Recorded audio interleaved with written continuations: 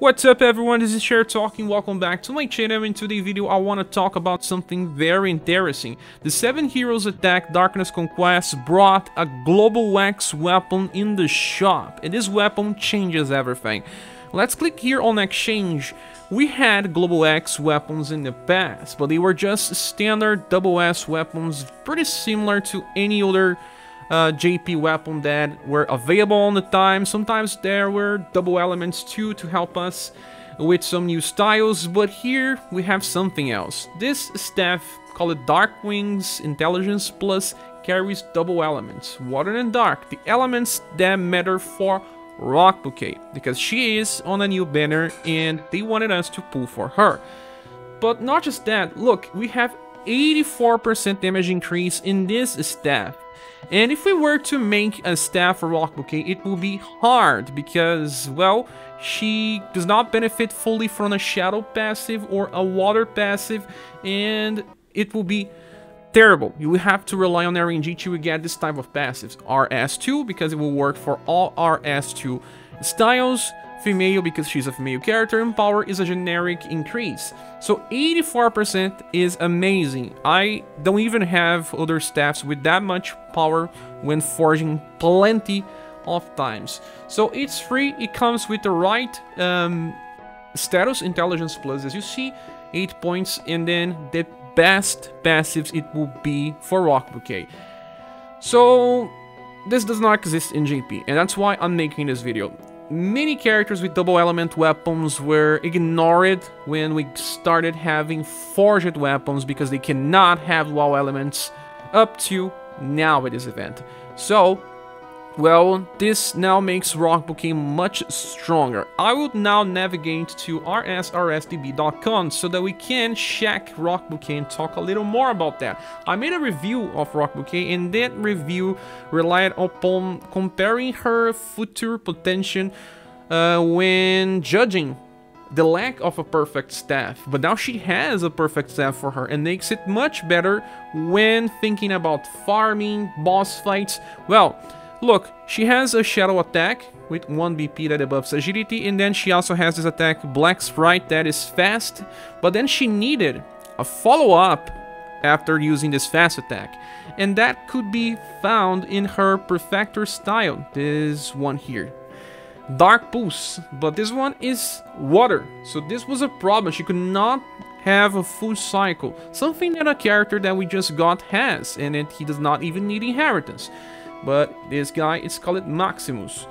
Maximus has a cycle because all of his spells are just water element. So he starts with this attack called Shade Blitz that actually deals lightning and shadow, and then follows up with Dark Pulse itself. So by having very high intelligence buffing it and debuffing enemies will, he can do pretty good damage. But what about Rocbouquet? How far was she when compared to Maximus? Actually pretty far, because you could easily build him and just use him in farming scenarios without inheritance.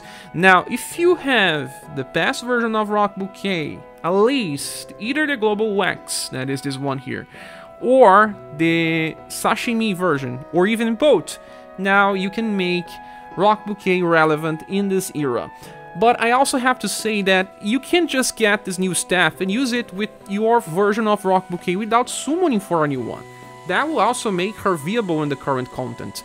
And I have to remind you that, well, she has so many different inheritances that can come from free as well. This tower version of her will give you access to Lightning Plus, a 0 BP spell that can paralyze, and she will be able to use it on full potential too. There's also Dark Wash. This is a very important spell because it removes all enemy buffs, and some bosses like Apollo need to be stopped. Well, there are the physical version with Rising Nova Plus, with Rick, Acelus, or Vampire Lady, but Dark Wash may be important if the enemy is weak to Shadow, for example, or if you are building up a mage setup and not a physical one. So there's also the easy to get Energy Storm Water of Life, because it comes from a Platinum style, but all the other styles are limited. So it will depend if you still have something to inherit from. The new version of Rocbouquet has Marine Ball. It's a very defensive spell, and now she will be able to do damage while also choosing to nuke if she wants to.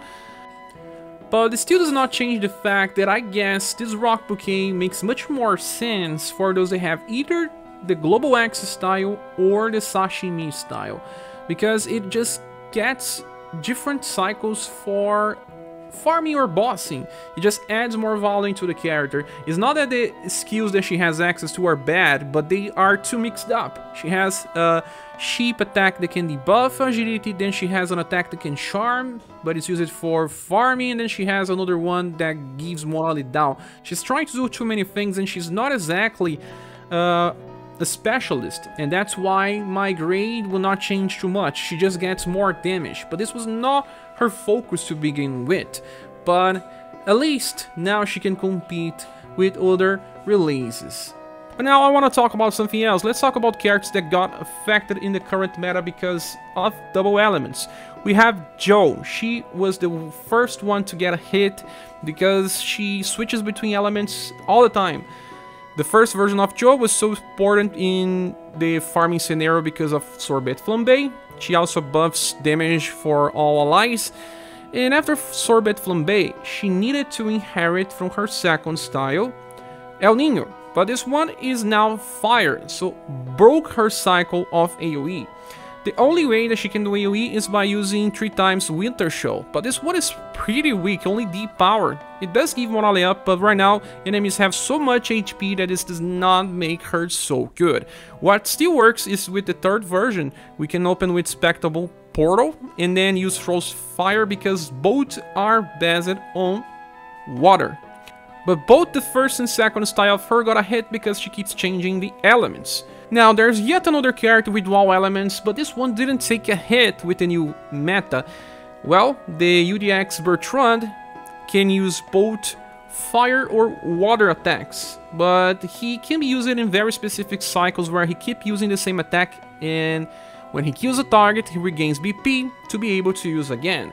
So, you get from his S style Abaddon Hands, and when you kill an enemy, you can use Abaddon Hands again on the second wave, but not on the third. But still, you are using fire. You can just use a fire weapon. And if you want to inherit another attack from his second double S style, Frostquake is water, and you can use it again if you kill the target, so yeah, you can just keep using the same elements. Next character that also didn't felt much of this is Matcha. And why? Because actually, when you're using her for farming, she opens with Tower, that is Earth Staff attack, and then Rock Stings, that is Earth again. And if you really want to use her second spell, Solar Ignition, you can just use another staff for 3 attacks in a row. She has 2 different cycles with 2 different weapons. She can inherit from her S style, but all of those will be fire-based, and these are not the best spells to use, but it still matches up by switching the weapons. Well, Matcha was released with another character with dual elements, and that one is Elicid. In her case, it didn't affect as much as well because she actually uses an attack called Gale Thunder, and she can even use this 3 times in a row, so always attacking with wind. She has a skill number 1 that's water, but it's a pretty weak attack, so it didn't affect her too much like it did affect Jo. From her S style, she can inherit a mix between wind and water, but the best attacks are the ones that come with her.